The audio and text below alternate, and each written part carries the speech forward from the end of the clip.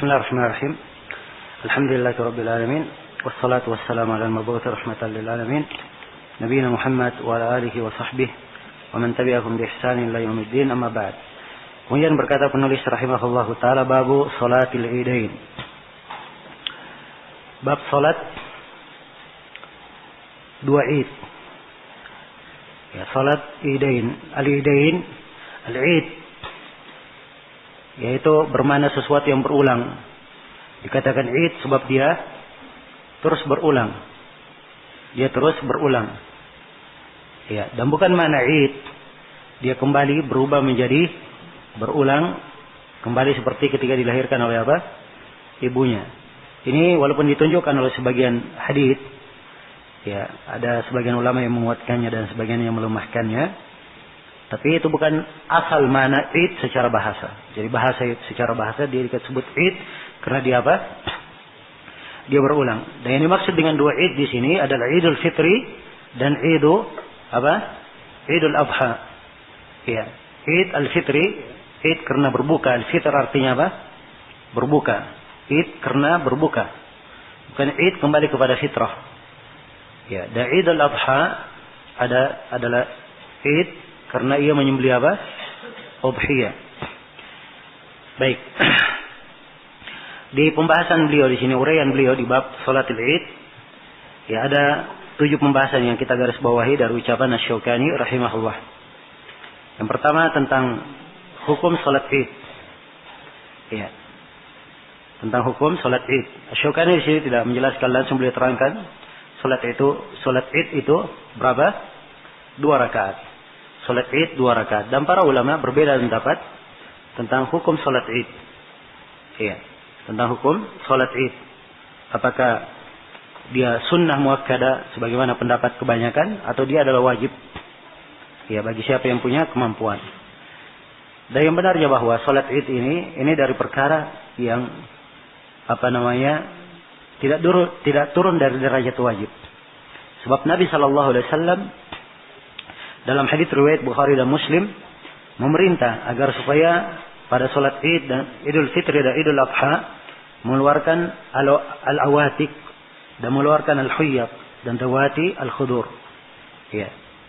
Para perempuan dikeluarkan, sampai perempuan yang haid pun dikeluarkan, dan perempuan yang dipingit juga dikeluarkan untuk salat Id. Adapun perempuan haid dia menjauhi tempat salat. Ya. Agar supaya mereka menyaksikan kebaikan. Dan ini kalau menunjukkan akan sesuatu, ini menunjukkan akan apa? Pentingnya. Dan salat Id ini tidak pernah ditinggalkan oleh Rasulullah. Tidak pernah ditinggalkan oleh Abu Bakar, oleh Umar, oleh Utsman, oleh Ali bin Abi Thalib. Maka ini menunjukkan, ya, dan lebih menguatkan pendapat akan wajibnya salat Id tersebut. Baik, yang kedua, jumlah rakaat salat Id. Asy-Syaukani berkata, hiya rakaatan. Dia 2 rakaat. Dan ini menurut kesepakatan, ya, bahwa salat Id itu jumlahnya 2 rakaat. Ya, dan 2 rakaat ini diterangkan dalam sejumlah hadits. Insyaallah akan kita baca sebagian dari haditsnya. Fil ula 7 takbiratin qabla al-qiraah. Ya, diterangkan di sini bagaimana kaifiyat salatnya. Ini pembahasan yang ketiga, kaifiyat salat Id. Jadi salat Id itu sama dengan salat yang lainnya. Tapi dia ada perbedaan di dalam apa? Di dalam masalah takbirnya. Di rakaat pertama 7 takbirat qabla al-qiraah. Ada 7 takbir sebelum membaca. Wa fi tsaniyah, dan di yang kedua 5 kadalik. Ada 5 takbir juga sebelum membaca. Ya, di sini Imam Syaukani menyebutkan 7 takbir. Takbir apa yang 7 ini? Apakah sudah masuk takbiratul ihram? Dan di rakaat kedua 5 kali takbir, apakah sudah masuk takbir perpindahan? Ya. Inilah tahsilan pendapat di kalangan para ulama. Kalau kita baca hadits-hadits tentang takbir ini, ada dari hadits Amr bin Shu'aib dari ayahnya, dari kakeknya. Nabi bertakbir di Id 12 kali takbir. 7 di rakaat pertama dan 5 di rakaat terakhir. Ya. Ini satu riwayat. Dan dari hadits Amr bin Auf, Nabi bertakbir di Id di rakaat pertama 7 sebelum membaca dan 5 sebelum membaca di rakaat kedua. Dan Tirmidzi berkata ini hadits yang paling bagus di dalam bab. Ya. Hadits-hadits tentang masalah takbir ini pada sebagiannya ada kelemahan. Namun riwayat-riwayat ini tidak akan membuat ragu seorang yang mengerti ilmu hadits bahwa riwayat itu adalah riwayat yang kuat. Riwayat yang diterima dan syah dari Nabi sallallahu alaihi wasallam. Karena banyaknya riwayat-riwayat tersebut. Iya. Dan penyebutan tentang takbir 7 kali di sini, ini tidak menunjukkan bahwa takbiratul ihram tidak dibaca. Jadi 7 kali takbir ini selain daripada apa? Selain daripada takbiratul ihram. Dan 5 kali takbir di rakaat yang kedua selain dari takbir apa? Takbir perpindahan. Iya. Demikian. Jadi ini saja yang disebut. Tidak ada perbedaan dalam yang lainnya. Walaupun sebenarnya ada dalam masalah istiftah, apakah ada istiftah atau tidak, ini silam pendapat di kalangan para ulama. Dan yang benarnya di salat Id tidak ada istiftah. Di benarnya salat Id tidak ada apa? Tidak ada doa istiftah. Kemudian antara takbir-takbir ini apakah ada bacaan khusus? Jawabannya tidak ada hadits yang syah yang menunjukkan ada bacaan khusus. Asalnya tidak ada bacaan. Ya, tapi seorang imam itu melihat keadaan makmum. Jangan dia takbir terlalu cepat sehingga makmumnya tidak bisa apa? Tidak bisa mengikuti. Jadi dia bertakbir Allah Akbar, dia diam sejenak menunggu para makmumnya apa? Takbir. Ya, tidak ada memang yang dibaca menurut pendapat yang terkuat. Ya, tapi dia melihat keadaan apa? Keadaan makmumnya. Baik. Kemudian kedua tentang khutbah Id. Kata Syaukani wa yakhtubu ba'daha, dan dia berkhutbah setelahnya. Iya. Khutbah Id ini dari perangkat salat Id. Dia bukan dari hal yang wajib. Namun tidak sepantasnya seorang yang hadir salat Id meninggalkan khutbah. Kenapa? Sebab ini pertemuan antara sama kaum muslimin punya maksud-maksud yang sangat penting di dalam syariat. Ya. Karena itulah di khutbah ini disampaikan oleh Nabi sallallahu alaihi wasallam ya, wasiat-wasiat yang sangat mendalam untuk kaum muslimin dan kaum muslimat. Ya. Karena itu tidak pantas khutbah ditinggalkan. Dan khutbah itu adalah hal yang disyariatkan. Di dalam pelaksanaan khutbah ini ada beberapa pembahasan bagaimana kaifiatnya, bentuknya. Ya, apakah harus dimulai dengan takbir, kemudian apakah diselingi dengan takbir di sela-sela khutbah. Ya, jelas yang benarnya tidak ada dalil memulai dengan takbir atau disela-selangi dengan takbir.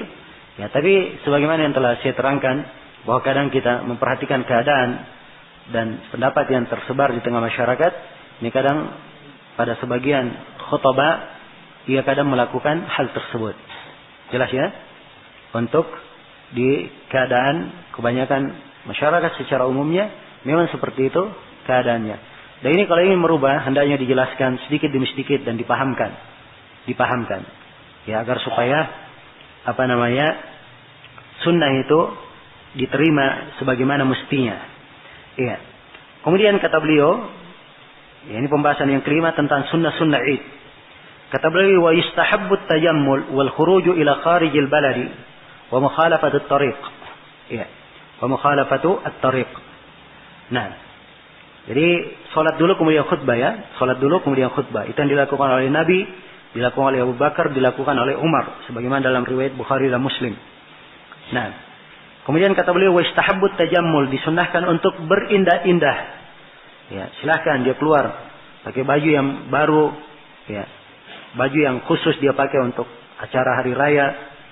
Kemudian dengan pakaian yang indah, sandal yang indah, ya tidak ada masalah.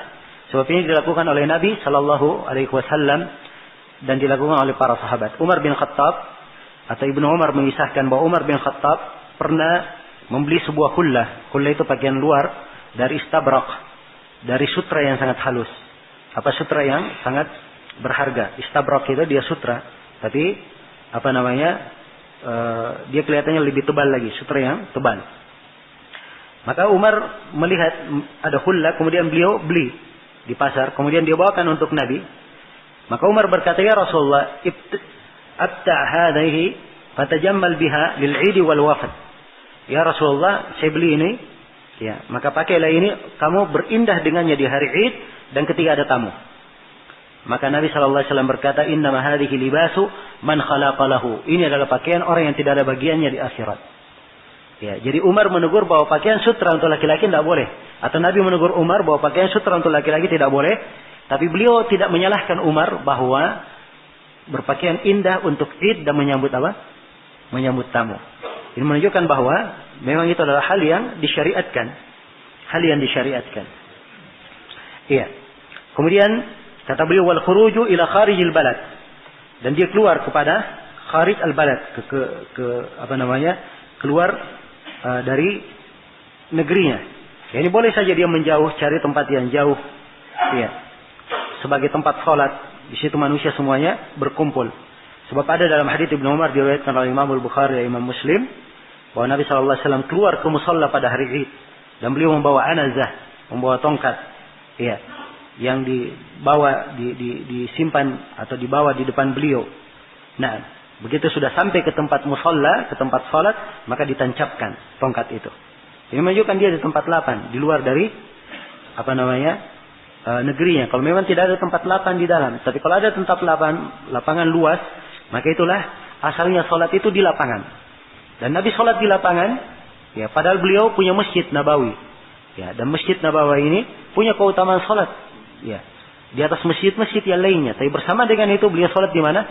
Di lapangan. Menunjukkan bahwa ini yang disunnahkan di dalam Id. Ya, dan Syekh Al-Albani menulis satu buku khusus tentang sunnahnya sholat Id itu di mana? Di musalla. Iya. Dan ini dari hal yang hendaknya diperbaiki di tengah kaum muslimin. Kadang masjid kecil dipakai sholat Id. Ini adalah hal yang keliru. Ya. Sholat Id itu kalau sudah ada lapangan hendaknya dilakukan di mana? Di lapangan dan tempat-tempat yang manusia berkumpul di situ lebih banyak. Orang-orang yang berada di masjid hendaknya datang ke mana? Ya, datang ke lapangan. Ya, datang ke lapangan. Nah, baik. Kemudian kata beliau wa mukhalafatut thariq. Ya, dan diantara yang disunnahkan menyelisihi jalan. Ya, maksudnya menyelisihi jalan, kalau dia pergi dari sebuah jalan, dia pulangnya dari jalan apa? Dari jalan lainnya. Ini berdasarkan hadits Jabir, riwayat Al-Bukhari, dan juga datang dari hadits Abu Hurairah, riwayat Muslim. Ya, karena Nabi sallallahu alaihi wasallam idza kana yaum Id khalafat tariq. Adalah Nabi sallallahu alaihi wasallam apabila hari Id beliau menyelisihi jalan. Menyelisihi jalan. Nah, kemudian kata beliau wal aklu qabla al-khuruj fil fitri dun al-adha. Dan makan, disunahkan makan sebelum keluar untuk salat Id. Untuk keluar untuk salat Idul Fitri. Adapun Idul Adha tidak apa? Tidak makan sunnahnya. Ini penjelasan sunnah. Kalau mau keluar untuk salat Id, sunnahnya apa? Dia makan dahulu. Adapun kalau Idul Adha, dia ketika keluar justru disunnahkan dia tidak makan. Nanti setelah pulang dia apa? Dia makan. Dan ini berdasarkan hadits Buraidah yang diriwayatkan oleh Ibnu Majah, Tirmidzi, Imam Ahmad dan selainnya. Adalah Rasulullah SAW la yaghdu yawmal fitr hatta ya'kul. Beliau tidak pergi ke Idul Fitri sampai beliau makan. Wala ya'kulu yawmal adha hatta yarji'. Dan beliau di Idul Adha beliau tidak makan sampai beliau kembali. Sampai beliau kembali. Dan di dalam hadits Abdullah bin Busur, riwayat Abu Daud dan Ibnu Majah, diterangkan bahwa atau bukan ini ya, ada di riwayat yang lain ya. Baik. Baik, riwayat sebelumnya, riwayat Anas bin Malik, hadits Anas bin Malik riwayat Al-Bukhari. Karena Nabi sallallahu alaihi wasallam la yabdu yawm al-fitri hatta ya'kulu tamarat wa ya'kuluhunna witran. Nabi sallallahu alaihi wasallam tidak pergi salat Idul Fitri sampai beliau makan beberapa korma. Dan beliau makan kormanya ganjil. Iya. Memang sunnahnya makan korma, tapi kalau dia ada makanan yang lain tidak ada masalah dia makan. Tidak ada masalah dia makan. Yang jelas yang dimaksudkan dia makan. Karena syariatnya Idul Fitri melambangkan apa? Berbuka. Ya, maka dia makan sebelum dia ke lapangan. Kalau Idul Adha adalah menyembelih. Karena itu Nabi SAW beliau berangkat ke lapangan dan beliau setelah pulang baru menyembelih sembelihannya, kemudian beliau makan dari sembelihan tersebut untuk menampilkan simbol-simbol Islam yang memang disyariatkan di hari itu. Ya, yang disyariatkan di hari tersebut. Baik. Kemudian kata beliau, wa waktuha. Sekarang penjelasan tentang waktunya. Ini pembahasan yang kelima. Waktu salat Id. Wa waktuha ba'da irtifa'i syamsi qadra rumhin ila zawal. Ya, dan waktu salat Id ini setelah tingginya matahari. Setelah tingginya matahari sebatas satu rumah, sekadar satu rumah. Satu rumah ini satu tombak. Sampai az-zawal, sampai tergelincirnya matahari. Jadi ini waktu pelaksanaan. Ketika matahari terbit setinggi satu tombak, Itu awal waktu pelaksanaan sholat id. Dan berakhir sampai waktu apa? Waktu zawal. Tergelincirnya matahari. Sampai waktu tergelincirnya matahari. Dan ini berdasarkan hadits Abdullah bin Busur. Riwayat Abu Dawud dan Ibnu Majah. Ya. Di mana beliau keluar bersama manusia pada Idul Fitri atau Idul Adha. Maka beliau waktu itu mengingkari ya, imamnya yang terlambat. Dan beliau berkata, inna kunna qad farakna sa'atana hadhihi wa dhalika hina tasbih. Ya, kata beliau, sungguhnya kami sudah selesai di masa Nabi, id bersama Nabi di saat yang seperti ini. Dan waktu itu ketiga tasbih. Ya, ketiga tasbih inilah yang ditafsirkan di sini oleh Syaukani. Matahari mulai tinggi, setinggi satu tombak, dan memang ada riwayat yang lain menjelaskan tentang kadar satu tombaknya sampai tergelincirnya matahari. Itu semuanya tercakup dalam kata hina tasbih. Iya. Kemudian kata beliau, wala adana fiha wala iqamah. Tidak ada adan di dalam id dan tidak ada qamat. Ya, tidak ada adan dan qamat dalam salat id. Ini berdasarkan hadits Jabir bin Samurah, riwayat Muslim, "Shallaitu ma'an Nabi sallallahu alaihi wasallam al-id ghairu marratan wala marrataini bi ghairi adanin wala iqamah." Saya salat bersama Nabi sallallahu alaihi wasallam salat id bukan sekali, bukan pula dua kali. Dan salat id yang kami salati bersama Nabi tidak ada adannya dan tidak ada apa? Tidak ada qamatnya. Ya, tidak ada adan, tidak ada qomat, tidak ada mimbar yang dikeluarkan. Ya, asalnya begitu. Nabi sallallahu alaihi wasallam berkhutbah. Nah, jelas ya? Andai kata disyariatkan mimbar, maka akan dikeluarkan oleh para sahabat. Ya. Kalau memang itu diperlukan supaya khatibnya dilihat, maka itu juga alasan ada di masa Nabi. Tapi Nabi ketika tidak melakukannya, maka ini menunjukkan bahwa itu adalah hal yang tidak disyariatkannya. Nah, dan khutbah sekarang ini alhamdulillah dimudahkan. Ya, khutbah bisa didengarkan oleh seluruh yang hadir. Walaupun sangat banyak sekali. Laki-laki dan perempuan. Di masa Nabi ketika Nabi berkhutbah. Ya, pernah suatu saat. Kaum perempuan tidak mendengar khutbah beliau. Maka beliau setelah itu. Memberikan khutbah khusus untuk kaum perempuan. Jadi khutbah khusus ini alasannya karena apa? Karena kaum perempuan tidak dengar. Ya, karena itu. Ya, untuk masa sekarang ini. Mikrofon sudah dicapai. Untuk semua yang hadir, maka tidak ada keperluan untuk memberikan khutbah khusus untuk siapa? Untuk kaum perempuan. Kalau ingin diberikan nasihat khusus, disampaikan di dalam khutbah. Disampaikan di dalam khutbah. Dan memang di Idul Fitri, hendaknya nasihat-nasihat itu adalah nasihat yang terpilih. Dan nasihat yang disampaikan untuk seluruh lapisan. Ya. Untuk seluruh lapisan orang yang hadir di situ. Ya, dan inilah yang disayangkan di acara-acara besar seperti Idul Fitri, Idul Adha, di hari Jumat. Ya, justru khutbah-khutbah yang disampaikan adalah khutbah yang kadang jauh dari keadaan kaum muslimin. Ya. Nah, jauh dari keadaan kaum muslimin. Dan ini adalah hal yang kadang menyedihkan. Sehingga kadang kita lihat banyak dari kaum muslimin menghadiri id-id tersebut, apakah Jumat maupun dua id yang lainnya. Ya. Kadang tidak ada semangat mendengar khutbah juga, ngantuk-ngantuk. Ya. Ada yang cerita dan seterusnya. Ya, sebab kadang khatibnya sendiri yang ceritanya ngelantur sana sini. Ya. Jelas ya? Dan kadang tidak ada hubungannya dengan apa? Tidak ada hubungannya dengan khutbah. Apa tidak ada hubungannya dengan zikir? Ya, padahal yang diinginkan adalah zikir, mengingat Allah Subhanahu wa taala. Maka ini perlu diperhatikan. Perlu diperhatikan. Iya. Kemudian baik selesai ya pembahasan tentang salat al-Idain. Kemudian kata beliau babu salatil khauf. Bab tentang salat al-khauf. Nah. Kata beliau qad shallaha Rasulullah sallallahu alaihi wasallam ala sifatin mukhtalifah. Rasulullah sallallahu alaihi wasallam telah melakukannya ya. Telah melakukan salat al-khauf ini di atas sifat-sifat yang mukhtalifah, beraneka ragam. Ya. Kulluha mujzi'ah, semuanya boleh. Wa idza ishtadda al-khawfu wal tahama al-qital sallaha ar-rajil war-rakib. Apabila takutnya itu sangat genting dan peperangan sangat dahsyat, maka orang yang berjalan dan orang yang menunggang kuda dia tetap melakukan salat. Ya, walaupun tidak menghadap kiblat, walaupun hanya sekedar isyarat. Sekedar isyarat. Baik, ini ucapan Asy-Syaukani dalam salatul khauf. Ada 3 pembahasan yang kita garis bawahi. Yang pertama tentang syariat salat khauf. Ya, salatul khauf ini salat yang dilakukan karena khauf. Maka kata salat khauf ini penyandaran salat kepada sebabnya. Ya, salat disebabkan karena apa? Karena khauf, ada takut. Ya. Apakah karena ada musuh di keadaan perang, Ataupun di keadaan yang lain, ya misalnya seorang ya salat dikhawatirkan ada banjir yang datang misalnya, tidak ada masalah melakukan salat khauf. Atau orang yang berada di tengah hutan, ya khawatir ada binatang buas misalnya, maka tidak ada masalah melakukan apa? Salatul khauf. Jadi jangan dianggap bahwa salatul khauf ini khusus di mana? Di perang saja. Perang salah satu dari keadaan khauf. Dalam keadaan yang apa? Mengkhawatirkan. Tapi keadaan mengkhawatirkan yang lainnya boleh melakukan apa? Salatul khauf. Jelas ya?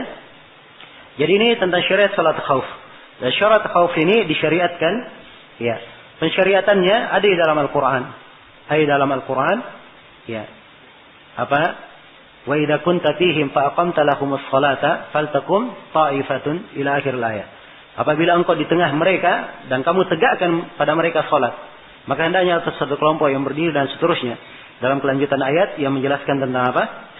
Tentang salatul khauf. Maka ini dari ayat Al-Quran yang menjelaskannya. Dan hadits Rasulullah SAW itu beraneka ragam hadits yang menjelaskan tentang kaifiyat salat khauf. Beraneka ragam bentuknya. Beraneka ragam bentuknya. Maka inilah yang diterangkan di sini oleh Syaukani. Dan ini pembahasan kita yang kedua, bentuk-bentuk salatul khauf.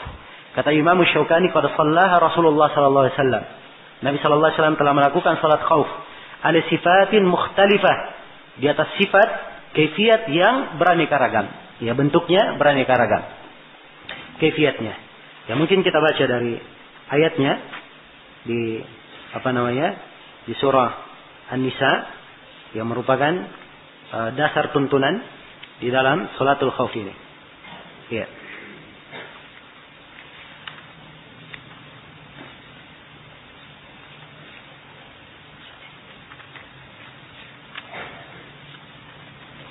Nah, jadi ayatnya wa idza kunta fihim. Dan ini sebelumnya ayat wa idza darabatum fil ardi falaysa 'alaikum junahun an taqsuru minas salati in khiftum ay yaftinakumul ladzina kafaru. Apabila kalian berada melakukan perjalanan di bumi, tidak apa-apa kalian mengqasar salat. Ini syariat mengqasar salat. Kalau kalian khawatir orang-orang kafir memfitnah kalian, ini di kondisi perang. Jelas ya? Maka setelah itu disyariatkan, disebutkan di sini tentang kisah salatul khauf. Wa idza kunta fihim, dan apabila engkau berada di tengah-tengah mereka, fa aqamta lahumus salata, lalu kamu tegakkan salat untuk mereka. Hal takum ta'ifatun minhum ma'aka. Hendaknya satu ta'ifah, satu kelompok itu berdiri bersamamu. Wal ya'khudhu aslihatahum, dan hendaknya mereka mengambil senjata-senjata mereka. Nah, fa idza sajadu falyakunu min waraihim. Maksudnya wal ya'khudhu aslihatahum, hendaknya mereka ambil senjata-senjata mereka.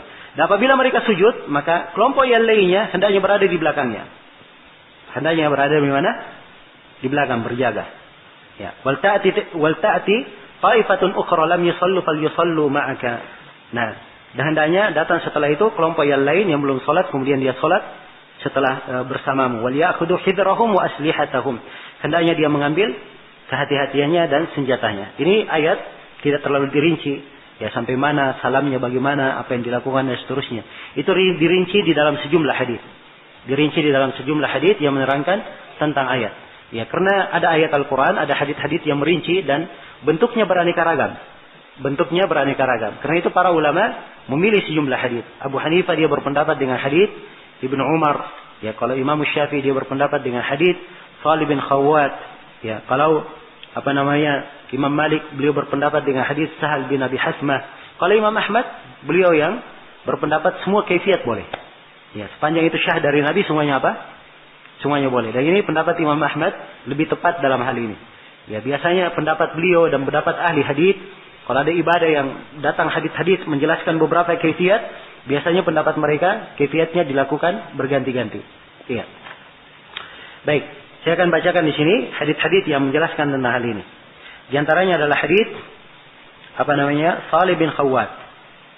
Ya, meriwayatkan dari orang yang salat bersama Nabi di perang Datir Riqa. Ya, di perang Datir Riqa. Nah, di situ disebutkan bahwa anna ta'ifah saffat ma'ahu wa ta'ifatun wijahal adu. Ya, ada satu kelompok salat bersama Nabi. Dia bikin barisan saf di belakang beliau. Dan satu kelompok lagi, jadi pasukan dibagi dua. Satu pasukan ikut bersolat dan sebagiannya lagi apa? Berada di depan musuh. Fa shalla billati ma'ahu raka'ah. Maka Nabi sholat bersama orang yang bersamanya 1 rakaat. Tsumma sabata qa'iman. Kemudian Nabi tetap berdiri. Jadi setelah berdiri di rakaat kedua, Nabi tetap apa? Berdiri. Maka orang yang di belakangnya ini menyempurnakan sendiri. Setelah mereka sempurnakan, ya, fatamu li anfusihim tsumma sarafu. Kemudian mereka pergi, selesai. Maka pergi, mereka berjaga menggantikan orang yang tadi belum sholat. Orang yang belum sholat ini tadi, ya, mereka pun datang. Tsumma sarafu wijahaladu. Kemudian pergilah kelompok yang sholat pertama ke arah musuh. Waja'at ta'ifatul ukhra fa shalla bihim ar-raka'ah allati baqiyat min salatihi. Kemudian, ya, datanglah kelompok yang kedua ikut sholat bersama Nabi, maka Nabi pun sholat di rakaat yang tersisa. Ya, di rakaat yang tersisa. Ya, kemudian Nabi salam. Nabi sallallahu alaihi wasallam salam bersama mereka. Jadi mereka sempurnakan sholat mereka. Kemudian setelah itu Nabi salam bersama mereka. Jadi ini hadis siapa? Salih bin Khawwat dari orang yang salat bersama Nabi sallallahu alaihi wasallam. Hadis yang kedua adalah hadis Ibnu Umar. Ya, hadis Salih bin Khawwat ini yang dipegang oleh Imam Syafi'i. Ya, kalau hadis Ibnu Umar ini yang dipegang oleh Abu Hanifah.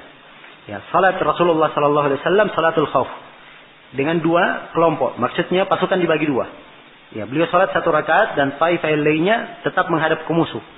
Ya, tsumma sarafu wa qama fi maqami ashabihi muqbilina 'ala al-adu.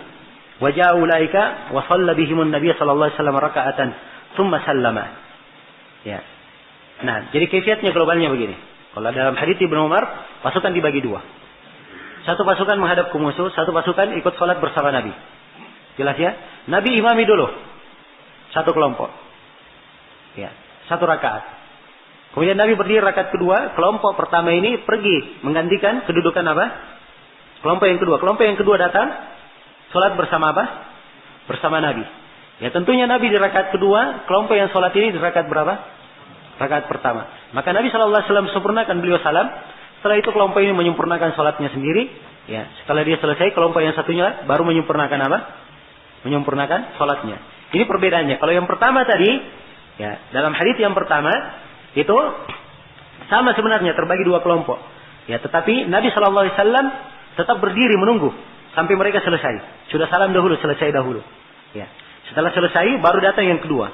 Kalau ini yang hadits Ibnu Umar tidak, mereka belum selesai baru 1 rakaat pergi menunggu, belum selesai salatnya. Jelas ya?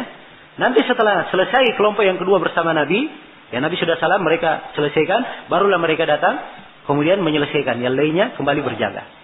Jelas ya? Ini 2 keadaan. Dan 2 keadaan ini yang paling mendekati konteks ayat. Mirip dengan konteks apa? Ayat. Dan 2 keadaan ini dipakai kalau musuh di arah mana? Musuh di arah kiblat. Musuh di arah kiblat. Atau yang dikhawatirkan di mana? Di arah kiblat. Ini sebab khauf ya. Tidak harus dengan musuh. Ya, kalau dikhawatirkan singa di depan, misalnya di hutan, maka dia menghadap ke depan. Ya. Tapi kalau dikhawatirkan singanya di mana-mana, nah ini ada kaifiat lain. Kita akan bacakan. Ya. Baik. Hadits Jabir radhiyallahu taala anhu ini juga antara musuh. Ya, musuh itu antara beliau, antara mereka dan antara kiblat. Ya, tentang hadits Jabir. Hadits Jabir ini dikeluarkan oleh Imam Muslim rahimahullahu taala. Ya, kisahnya dalam hadits Jabir ini, nah, mereka pasukan dibagi menjadi 2, Nabi takbir, maka jadi pasukan dibagi menjadi 2. Nabi takbir. Ya, pasukan dibagi menjadi 2 ya, sekaligus salat bersama Nabi. Nabi takbir, semuanya ikut takbir. Semuanya ikut takbir. Jelas ya? Nabi ruku, maka semuanya ikut ruku. Ya, Nabi i'tidal, semuanya ikut apa? I'tidal. Ya, begitu Nabi sujud, maka shaf yang di belakangnya, ya, shaf yang di belakangnya itu ikut sujud bersama Nabi. Shaf yang di belakang Nabi. Shaf yang kedua di belakangnya tetap berdiri. Tetap berdiri menghadapi apa? Menghadapi musuh. Begitu Nabi selesaikan sujudnya, dan shaf yang ikut bersama Nabi selesaikan sujudnya, Nabi sudah berdiri, shaf yang di belakangnya berdiri, baru shaf yang kedua turun untuk apa? Untuk sujud. Mereka menyelesaikan sujudnya. Setelah sujud selesai, baru berdiri bareng lagi. Ya, kemudian dilakukan sama dengan apa? Rakaat yang pertama. Nah, dilakukan sesuai dengan rakaat yang pertama. Dan ketika sudah duduk bersama, apa?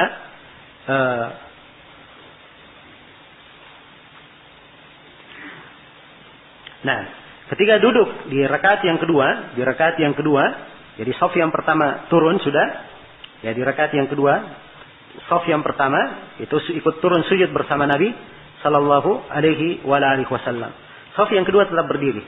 Begitu Nabi sallallahu alaihi wasallam sudah selesai sujud bersama shaf di belakangnya, maka shaf yang kedua baru sujud. Jadi Nabi sedang duduk. Nabi dan shaf pertama sedang duduk. Menunggu apa? Menunggu salam. Ya, maka shaf yang kedua baru sujud sampai begitu mereka sudah selesai sujudnya mau salam, barulah mereka salam berbarengan. Nabi sallallahu alaihi wasallam salam berbarengan. Jelas ya? Ini hadis Jabir radhiyallahu taala anhu. Ini kaifiyat yang keberapa? Ya, ini kaifiyat yang ketiga. Ada hadis Jabir yang lainnya juga, kisah yang lain. Itu tadi hadis riwayat Muslim. Ada dalam hadis riwayat Bukhari dan Muslim, itu di Perandatul Riqa disebutkan. Jadi pasukan dibagi dua. Dibagi menjadi dua. Ya, Nabi sallallahu alaihi wasallam pertama imam salat bersama al-qaum 2 rakaat. Jadi sekaligus 2 rakaat sampai selesai. Setelah itu kelompok yang pertama ini selesai salat bersama Nabi, mereka menggantikan kelompok yang kedua. Kelompok yang kedua datang lagi salat, Nabi imami lagi 2 rakaat. Jadi Nabi salatnya berapa rakaat? 4 rakaat, mereka salatnya berapa? 2 rakaat, 2 rakaat. Jelas ya? Ini kaifiyat yang ketiga. Ya, ada kaifiyat yang berapa sudah? Yang keempat. Ada kaifiyat yang kelima, itu diterangkan di dalam hadis siapa? Sahal ibn Abi Hasmah. Ya, radhiyallahu ta'ala anhu.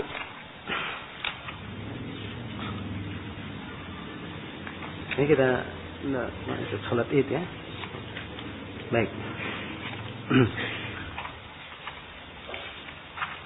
Ya, hadis Sahal bin Abi Hasmah.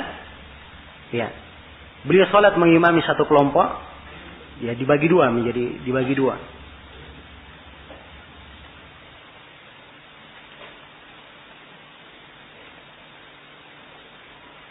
Dan ini sama ya dengan kisahnya hadits Ibnu Umar, Sahal bin Abi Hasmah. Dia sama kisahnya, saya baru perhatikan juga. Nah, sama dengan kisah. Jadi, beliau salat dengan satu kelompok, mengimam 1 rakaat, menghadapi dan satu kelompok lagi menghadap ke musuh. Dan Nabi tetap berdiri. Ya, mereka yang di belakang ini menyempurnakan salatnya. Lalu mereka pergi menggantikan kelompok yang kedua. Lalu kelompok yang kedua datang, kemudian Nabi mengimami mereka rakaat yang kedua. Kemudian mereka menyempurnakan salatnya lagi, kemudian Nabi salam bersama mereka. Ini mirip kaifiyat yang mana? Mirip kaifiyat? Ya, kaifiyat yang pertama tadi ya, mirip kaifiyat yang pertama. Ya, dari hadits Salih bin Khawwat. Nah, da'amman sallama an-nabi itu mungkin yang diinginkan adalah Sahal bin Abi Hasmah.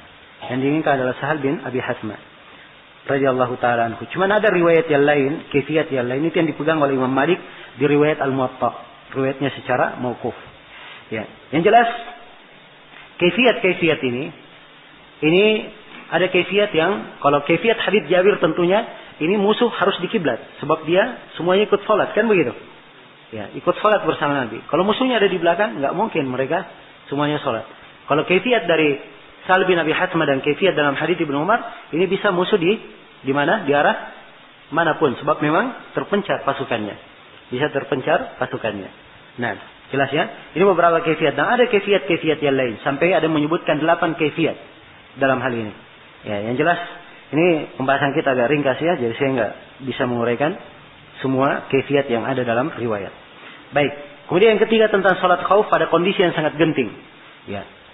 Nah, ini tentang syariat salat khauf ini menunjukkan pentingnya salat berjamaah.